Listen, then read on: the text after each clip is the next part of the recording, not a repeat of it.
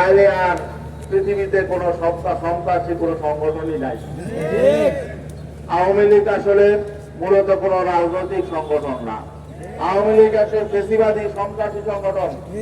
আমরা বলেছি এই সন্ত্রাসী সংগঠন হিসাবে, ফেসিবাদী সংগঠন হিসাবে এবং দেশদ্রোহী সংগঠন হিসাবে যেই দলের প্রধান নেতারা দেশ থেকে পালিয়ে গিয়ে পার্শ্ববর্তী রাষ্ট্রে বসে দেশের বিরুদ্ধে উস্কানি দেয়, বিদেশি শক্তিকে উস্কানি দেয়, এটা কোন দেশপ্রেমিক সংগঠন হতে পারে না, এটা কোন রাজনৈতিক সংগঠন হতে পারে না, এটা দেশদ্রোহী সংগঠন, সন্ত্রাসী সংগঠন।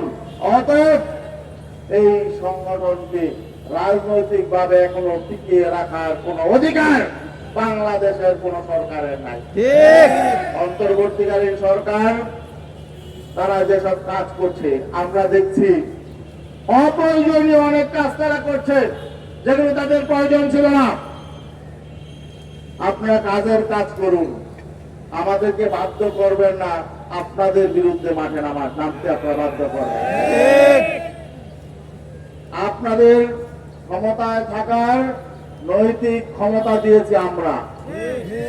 জুলাই বিপ্লবে যারা আমরা আন্দোলন করেছিলাম, মাঠে ছিলাম, অভ্যুত্থানে আমরা যারা ছিলাম, তারাই আপনাদেরকে বৈধতা দিয়েছি।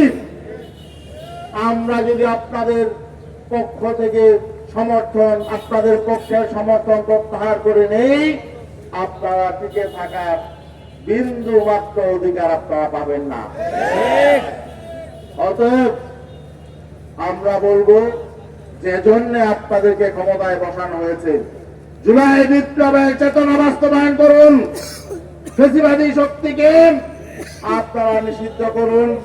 এবং শুধু সংগঠন নিষিদ্ধ করলেই চলবে না, যারা সরাসরি গণহত্যার সাথে জড়িত, মানুষ খুনের সাথে জড়িত, তাদেরকে আইনে আওতায় এনে তাদেরকে বিচার করুন। ট্রাইব্যুনাল গঠন হয়েছে, ট্রাইব্যুনালে নিয়ে বিচার করুন।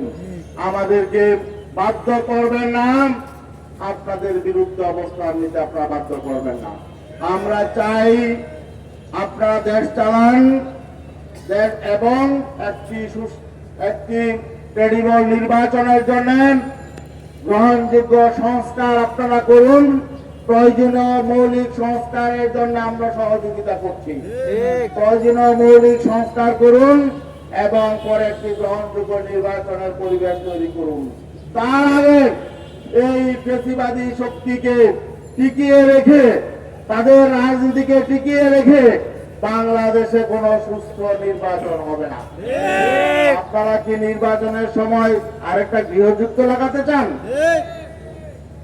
এই আওয়ামী লীগকে মাঠে রেখে আপনারা কিভাবে নির্বাচনের স্বপ্ন দেখছেন? বাংলাদেশে নির্বাচন হবে না। আওয়ামী লীগ